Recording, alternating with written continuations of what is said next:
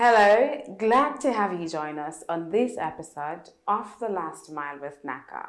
I am Adesu Alsi. Welcome. Last week's episode was on a high-level meeting held for Ministers of Health and Transport of Côte d'Ivoire, Ghana, Togo, Benin, and Nigeria, organized by the Abijan-Lagos Corridor Organization, ALCO, in Cotonou, Benin. But what is ALCO, its mandate and impact in the sub-region? You'll find out if you stay with us.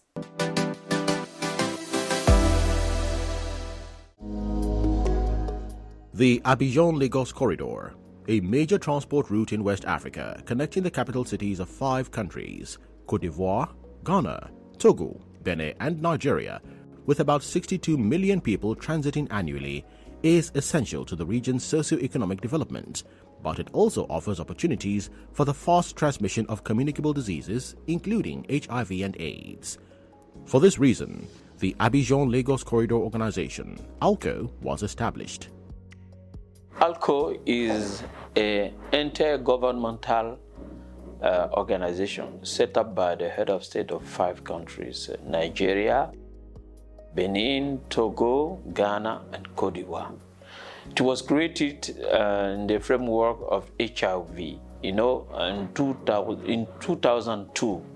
At that time, there is no proper treatment for people, for truckers, and they noticed that most of the truckers are infected. Then they create this organization to prevent HIV among truckers per se, but among all mobile population like migrants. So later on, 10 years after, they seem it be good to set up a proper organization. At the beginning, it was a regional project initiative. Then they transform it to sustainable intergovernmental organization.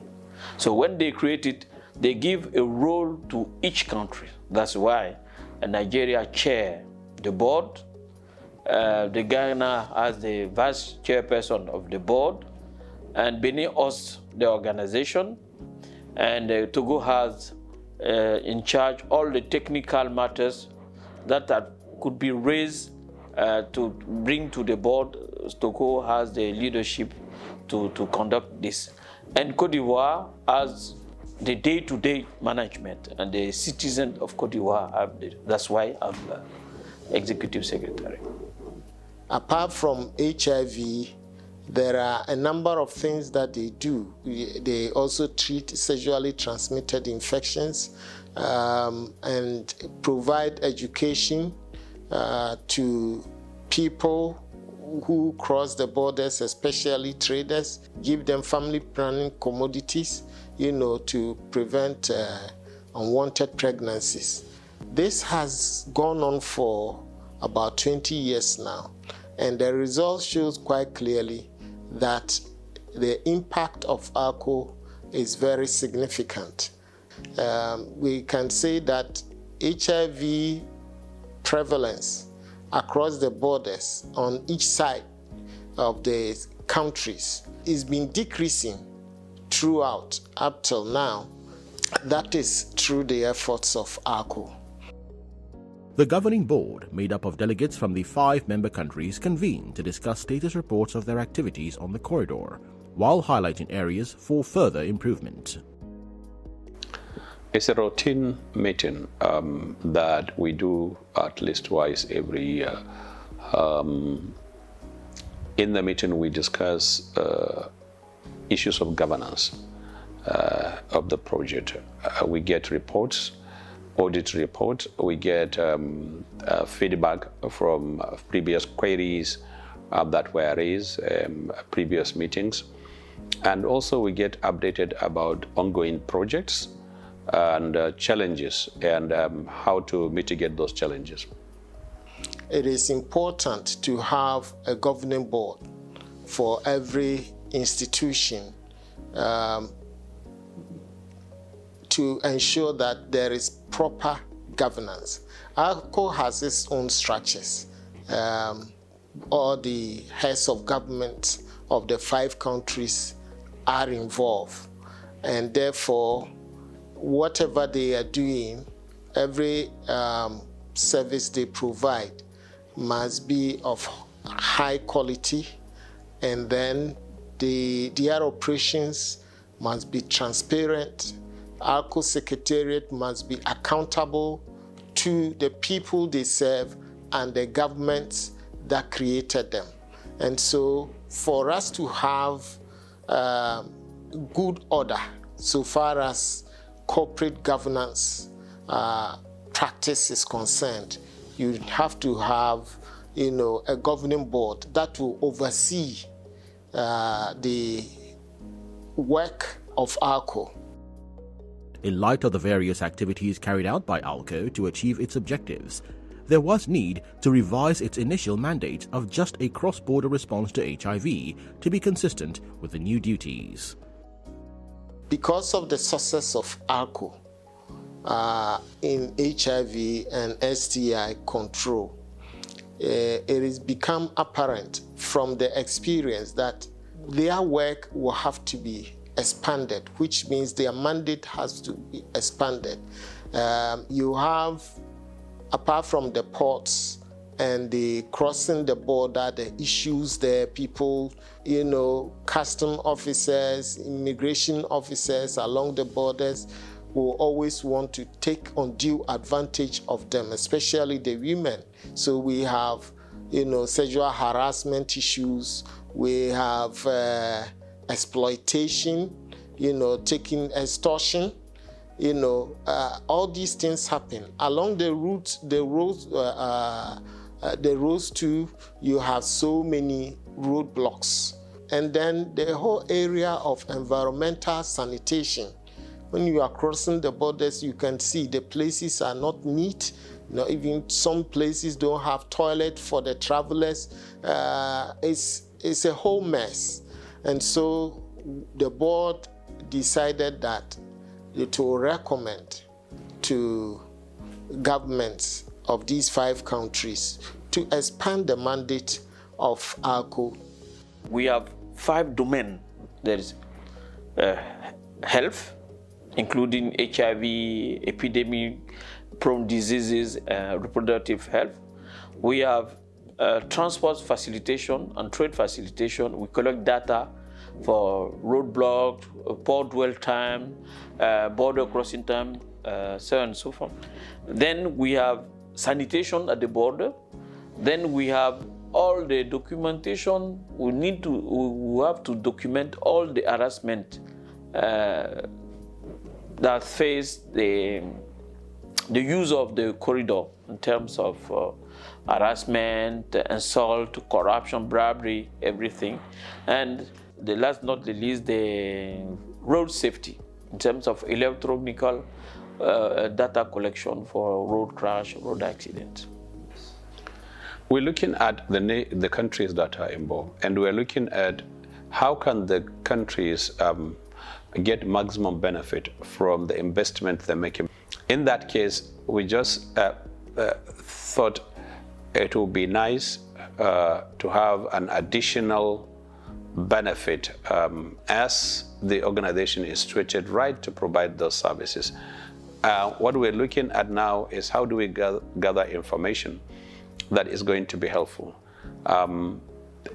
If we collect data on accidents and share with member countries, if we collect data on trade and transport facilitation and share with member countries, if we collect data on surveillance of diseases along the corridor and share with member countries, we believe the countries stand to benefit more than only giving them information about HIV. We have the tools, we have the personnel.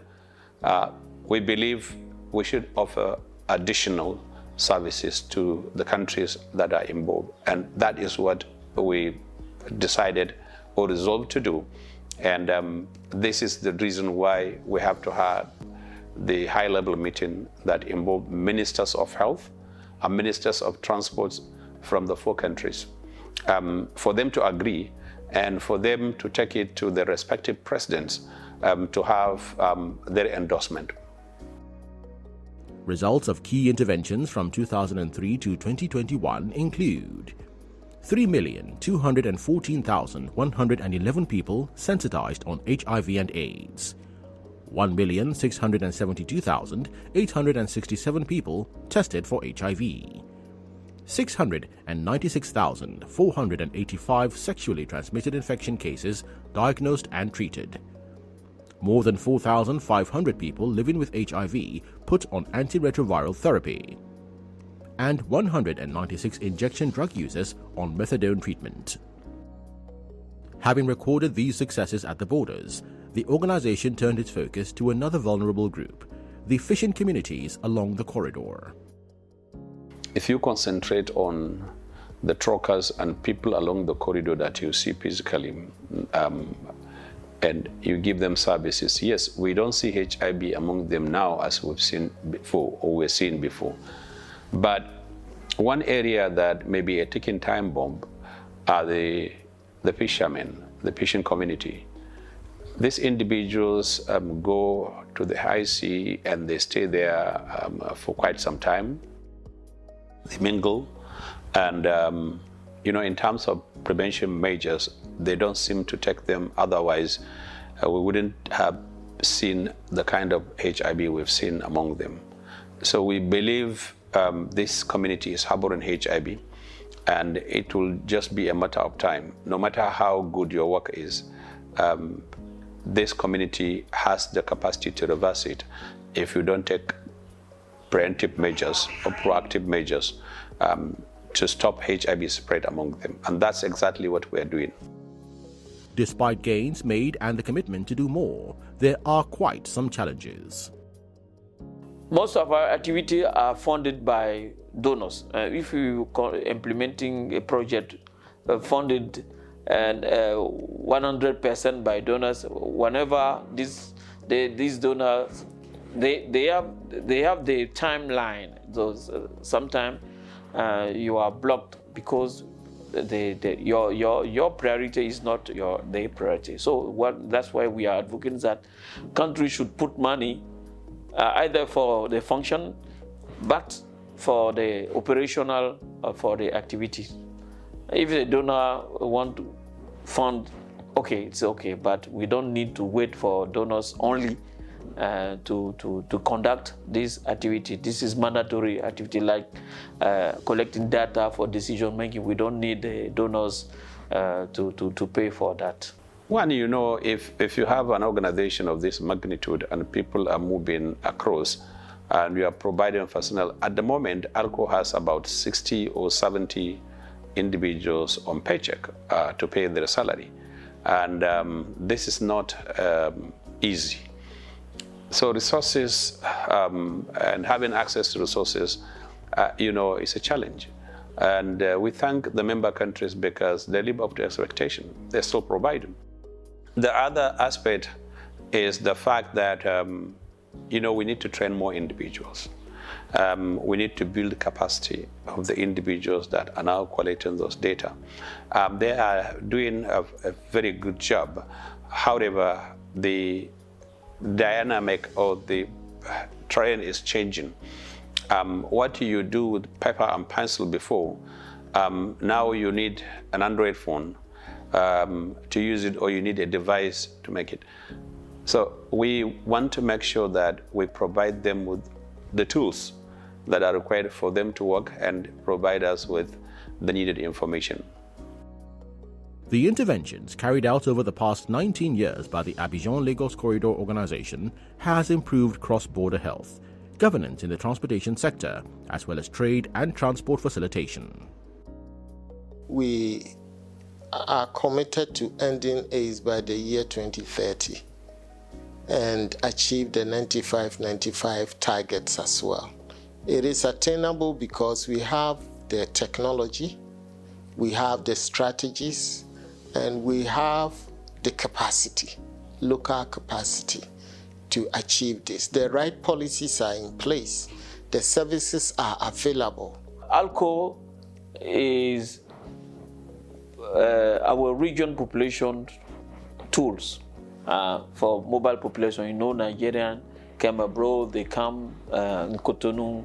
So ALCO will be there to serve them at the border in terms of health problem, in terms of make easy the transaction with the crossing the border.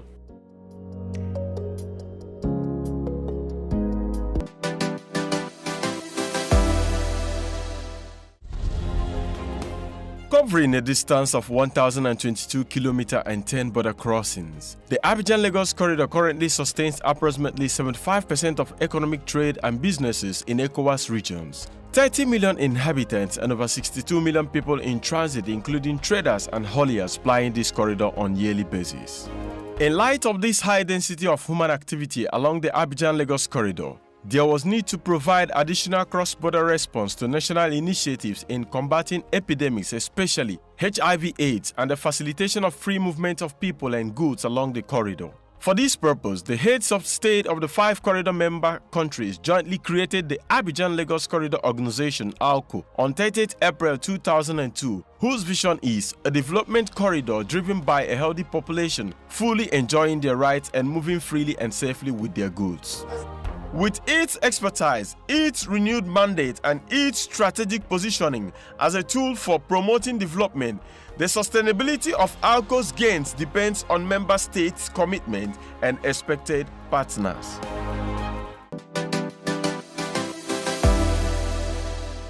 Now you know what ALCO is and does. A strong example of the African proverb that says, if you want to go fast, go alone.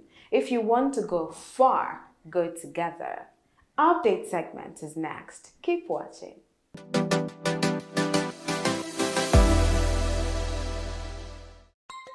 Officials of the National Agency for the Control of AIDS, NACA, and stakeholders in the HIV response in Nigeria held a send-forth ceremony for the outgoing UN AIDS Country Director, Dr. Erasmus Mora, and Chargé d'Affaires, U.S. Embassy in Nigeria, Kathleen Fitzgibbon. Also in attendance were incoming UN AIDS Country Director and the Ministers of Health and Science, Technology and Innovation. Expressing gratitude to PEPFAR and UN AIDS, the Director General of NACA, Dr. Gambo Aliyu, thanked the celebrants for their service to Nigeria. Erasmus has been here for the last 5 years, and in all these 5 years, it has been active work, helping and assisting, coming, giving direction, and join force to fight, where we need to fight together, where he needs to fight as a separate entity, he goes and fight. So Erasmus, thank you so much for all that you have been here for and for what you have accomplished, not for yourself alone, but for your country.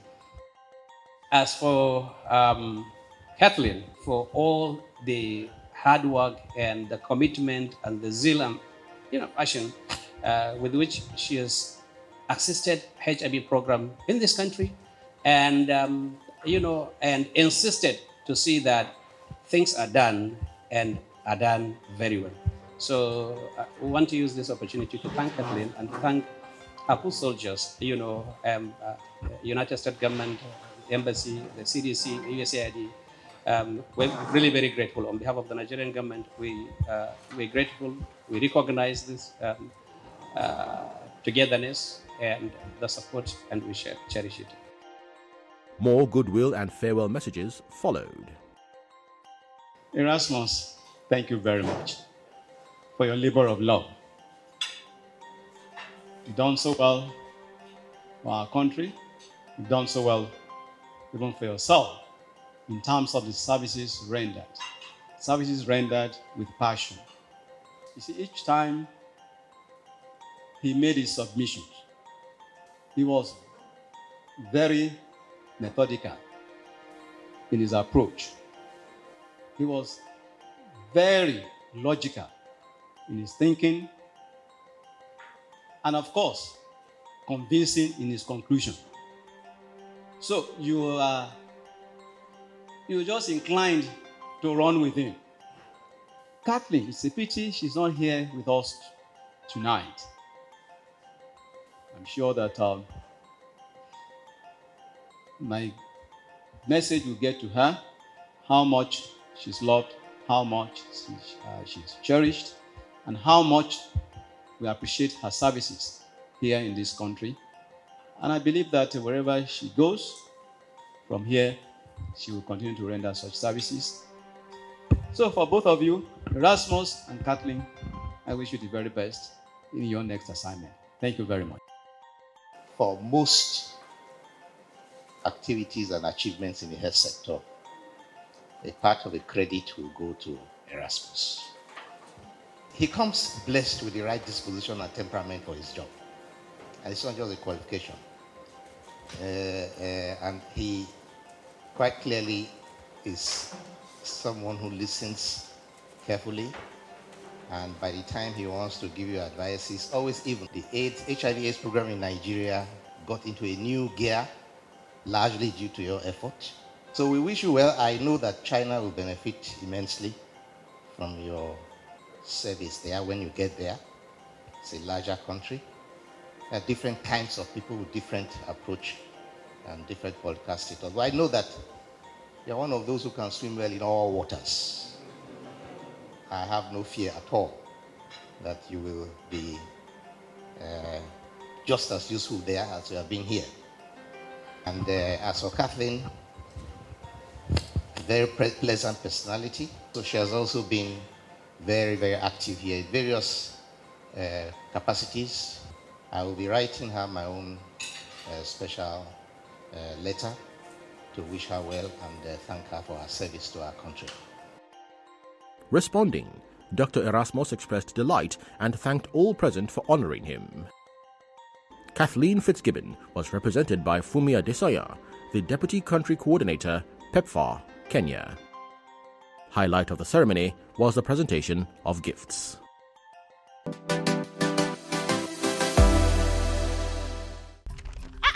Sister! Where you dey rush dey go like this now? Take am easy now. Na hospital I dey go to do HIV test. Na everything you dey do HIV test. Before you carry belle, you do HIV test. Now you dey rush go do another HIV test. Wetin you dey find, you go see am o. No be so, my sister. HIV test no be bad thing o. Na make I know my status so that no matter the result, my pikin no go get HIV. HIV fit pass from mama to pikin? Yes o, during pregnancy or labour or even when we dey breastfeed the pikin. Yes, and my husband dey road dey come sef, he go meet me for hospital. We go do the test together. Hey, your husband na man he be. But wait o, una no dey fear. What if the result come out positive? Fear wetin na? HIV no be death sen ten ce. And medicine don dey to take manage am. See, nowadays people wey get HIV, they live their life normal like everybody else. You sure say I no go follow you go do my own so? Wetin you dey wait for now? Come make we go jare. With quick action, we fit stop this HIV waka from mama to pikin. Go do your own HIV test today.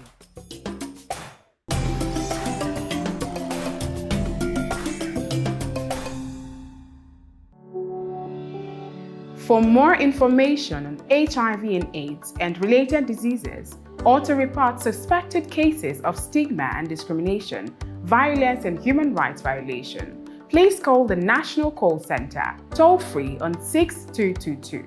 Reach us via social media at National Call Center or email callcenter@naca.gov.ng and visit our website on naca.gov.ng.